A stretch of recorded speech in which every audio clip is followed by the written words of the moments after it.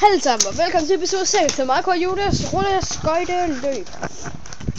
Sidste episode viste vi jo vores kombinationsbane, og ja, det var det sidste, vi lavede sidste episode. Den her episode vil vi så køre den.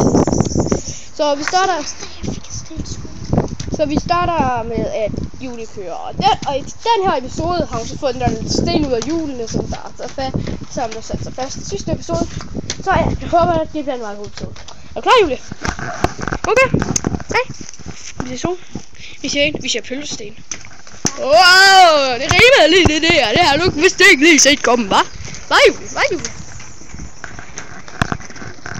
Have you something to say to all my fans?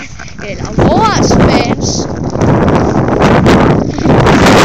Bare lige for at sige det her. Det er mig, der stjæler på den her kanal. Det ved jeg helt, du har ikke vil rømme. Ja, det er bare det brug. Jeg er stjernen. Det meste, det er mig, der er helt sådan den bedste. Selv rulleskøjte. Jeg er nok den bedste til rulleskøjte. Af den mærkelige grund. Som ikke lige også der. Men jo. Jo, meget. Ja. Der kommer Julie. Ind i sit sving. Og der tager hun den udenom. Hopper. Ja.